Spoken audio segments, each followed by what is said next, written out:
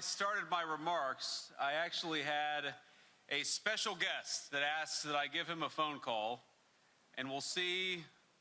Let's hope he actually answers, but this is going to be very embarrassing. All right. I'm sorry, the person you were trying to reach has a voicemail box that has not been set up yet. Okay. Try one more time. I get a good signal here.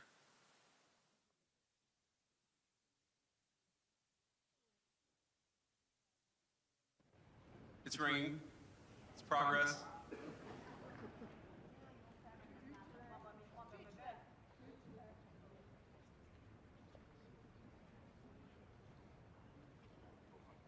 Hello, Mr. President. How are you?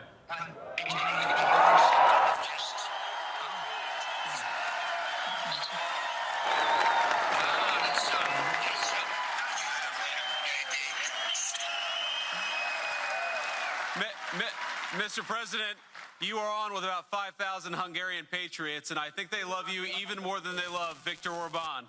Well, I can't believe that. I can't believe that because I love Hungary and I love that Viktor. I'll tell you, he's a fantastic man. We've had a tremendous relationship and he does a job. Remember this, he didn't allow people to storm your country and invade your country like other people have and ruin their countries, frankly. He's kept your country good. He's kept Hungarian people in your country. And he's done a fantastic job. And let me tell you, I like him a lot, but if I didn't think he did a good job, I wouldn't be making a call like this. But boy, that sounds like a big crowd, and that sounds like my kind of people.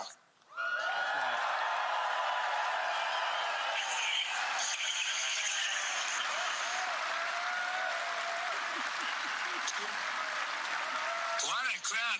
JD must have made a very good speech to get this kind of a response. I guess. How did JD do? Did he give a good speech, everybody? It's very early, sir. It's early.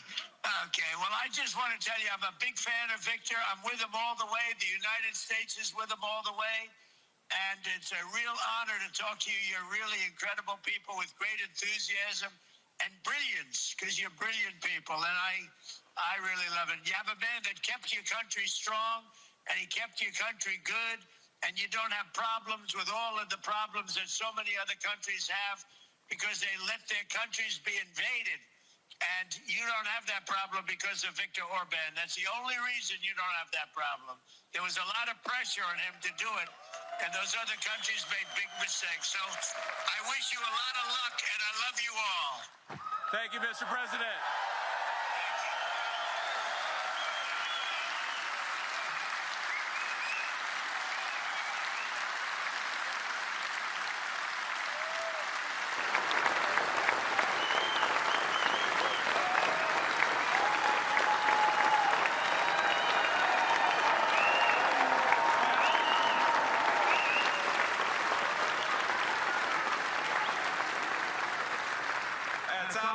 A tough act to follow, but I'm going to do my best because we have got to get Viktor Orbán reelected as Prime Minister of Hungary, don't we?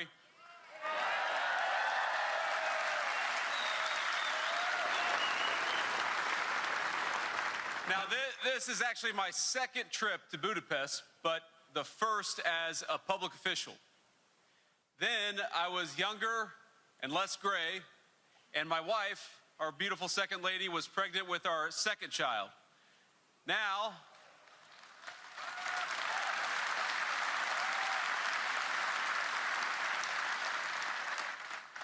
we're back in Budapest. I'm the vice president, and she's pregnant with our fourth.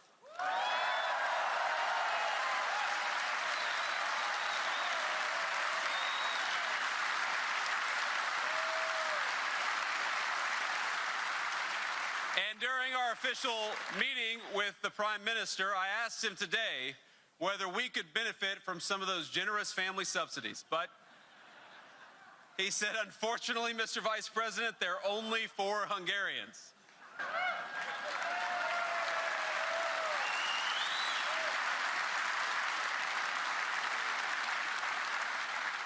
Now, we have had a whirlwind of a trip already, but I find myself thinking the same things on this visit that I did during our brief vacation here as a private citizen a few years ago. Budapest is a beautiful place. It was built by people, your ancestors, who used its beautiful architecture and landscape to lift up the human spirit. And it's an honor to visit as relations between America and Hungary have reached new heights. An exciting era of new ties on everything ranging from energy security to business and trade cooperation to closer cultural bonds. So I want to say, my friends, thank you. Thank you for hosting me, and thank you for being a great friend of the United States of America.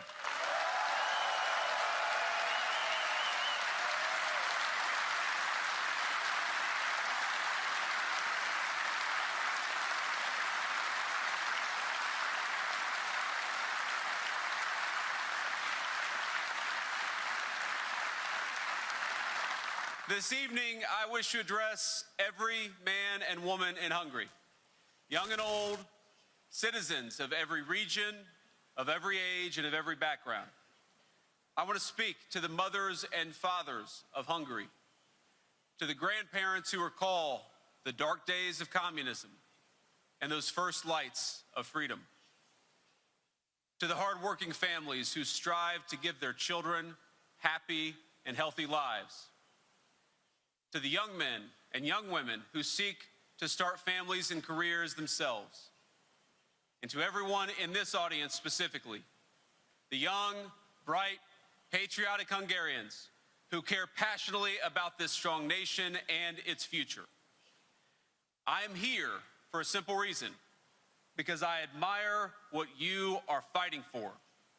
You're fighting for your freedom, you're fighting for your sovereignty, and I am here because President Trump and I wish for your success, and we are fighting right here with you.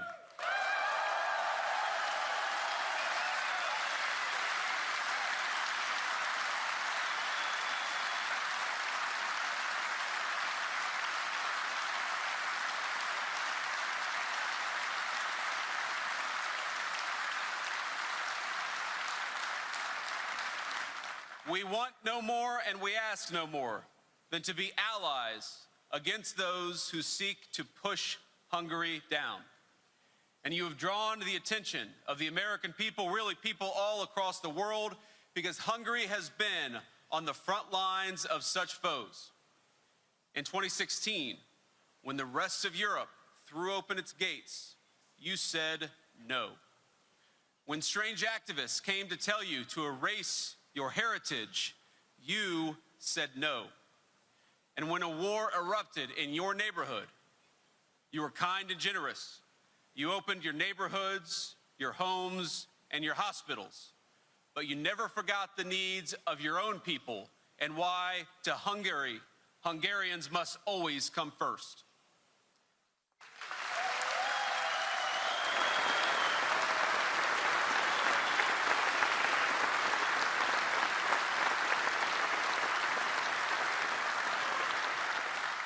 And for all these reasons, the President of the United States, the Vice President of the United States, and the American people, we admire you. And we want you to make a decision about your future with no outside forces pressuring you or telling you what to do. I'm not telling you exactly who to vote for.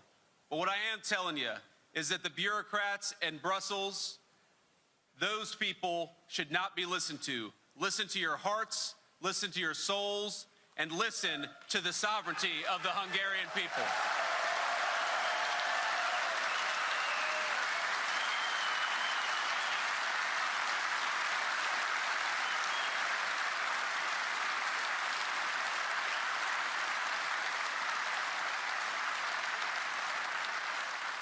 Unlike some of the leadership of Brussels, I'm not threatening you or telling you that we're going to withhold funds to which you're legally entitled. You will make the decision about Hungary's future, just as my fellow Americans will make the decision about America's future. So I come here not in the spirit of telling you what to do, I come here in the spirit of friendship, to offer a few observations about our shared civilization and how we can advance it together. You have advanced that civilization boldly in recent years, and you have done so with Viktor Orbán at the helm of a proud Hungarian nation.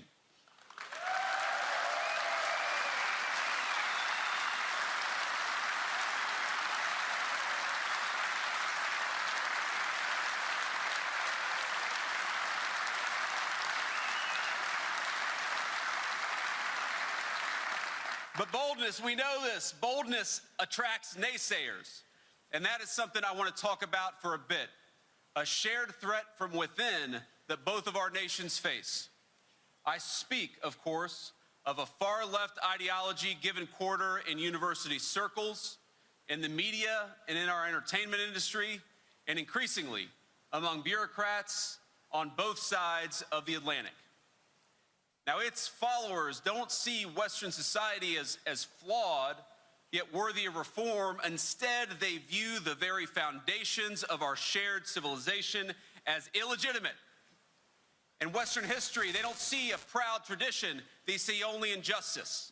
In our borders, they see exclusion and racism. In Christianity, they see not liberation, but oppression. And in the family, they see constraint. Their most radical members, of course, tear down monuments to our national heroes or throw buckets of fake blood on precious artworks in museums. They stage assassinations of law enforcement officers. They set fire to churches. They declare they're never going to have kids lest they increase their carbon footprint. But we, of course, we see something different, my friends. We defend our borders because we know that it's the most vulnerable among us who suffer when our streets are given over to chaos and violence. Some of them call themselves feminists, pretending they care about women. Yet it is their policies that have seen an explosion of migrant crime and sexual assault against the very women they claim to protect. We believe in energy security, because we don't want the least of us to be unable to afford to heat their homes or to drive themselves to work. They say they care a lot about corruption. They take it very seriously. But they turn a blind eye to the corruption of Brussels, which has seen bureaucrats become millionaires by threatening and cajoling the sovereignty of the people across this beautiful continent.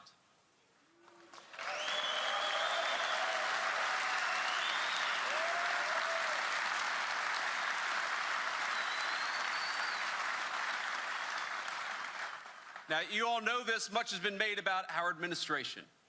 The European press asks constantly, do Trump and Vance, do they have something against Europe? Let me be clear. We love Europe. We love it.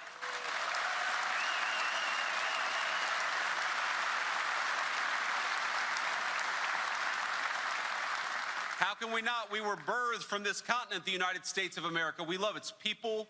We love its culture, we love its beautiful architecture, and we love the amazing history of this continent.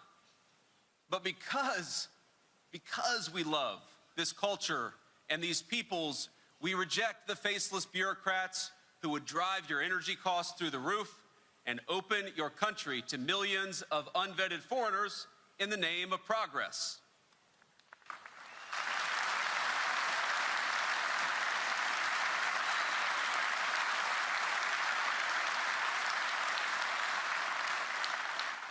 And in Hungary, I actually see real progress under a man named Viktor Orbán.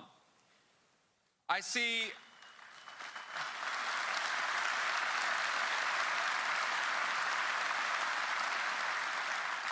a trading partner who will bring in record investment from the United States of America. We've invested more in Hungary than we ever have in our history. I see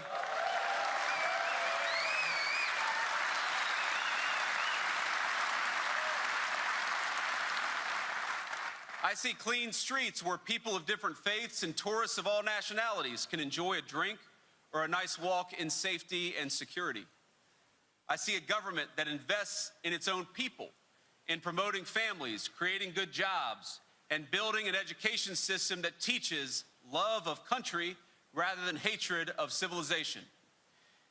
And most of all, my friends, because I'm the Vice President of the United States, I see what the bureaucrats hide from many of you. Energy costs are higher in almost every country in Europe than they are in Hungary. That's because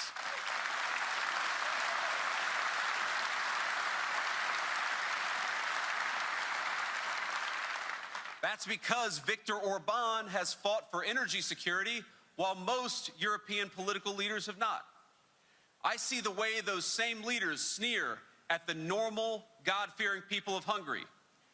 I see how they call the people of Hungary and America backwards for wanting cheap electricity bills. I see the way they look down on peacemakers like Viktor, a man who has done more than any leader in Europe to bring about a successful resolution to the war between Russia and Ukraine.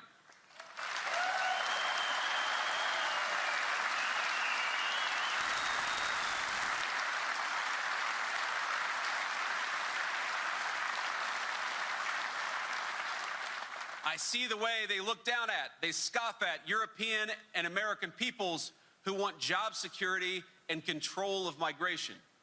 And most of all, I see that those who hate Europe the most, who hate its borders, its energy independence, the people who hate its Christian heritage, they hate one man above all others, and his name is Viktor Orbán. And if they hate him, it means he's on your side.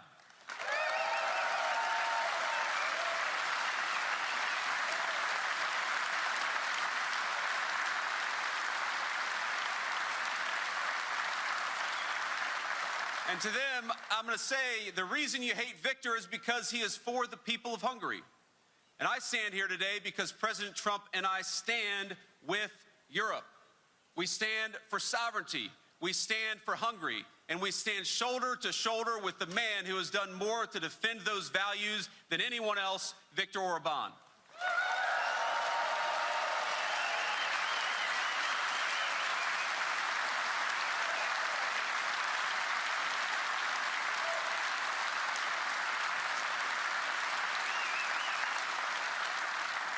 You know, the leaders of this country, perhaps more so than any other across Europe, understand that Western civilization, so despised by the left, it's not something that's self-sustaining. We can't sit on our hands and expect that everything is going to be fine. Our civilization, we've got to work at it. We've got to renew it. We've got to defend it. The people in this room understand that sovereignty and national identity are not problems, they are a necessary part of the solution. And when one country protects its sovereignty, even a country of 10 million people in the heart of Europe, it raises uncomfortable questions for those who insist there is no alternative. There is an alternative, and it's right here in Hungary.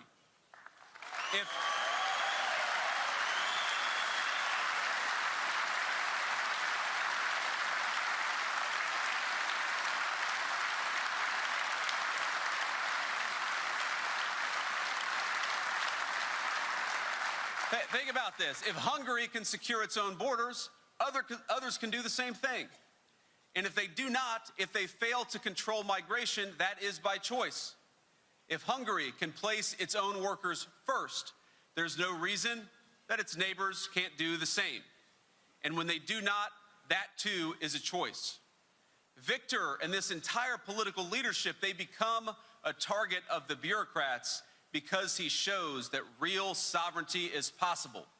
He shows you can be pro-Europe, you can be pro-America, and you can be pro your own people, and he's showing it in spades.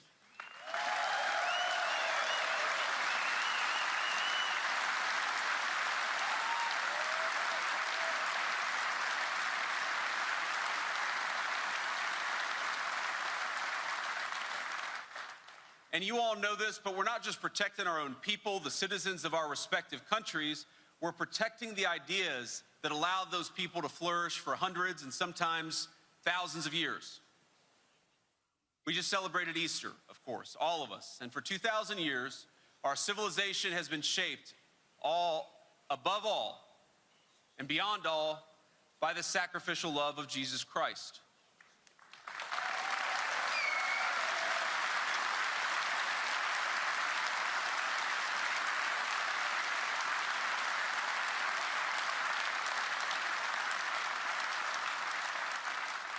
built upon the laws of Moses and the laws of Rome, and that society has produced not oppression, but the most free, tolerant, and prosperous societies in the history of humanity.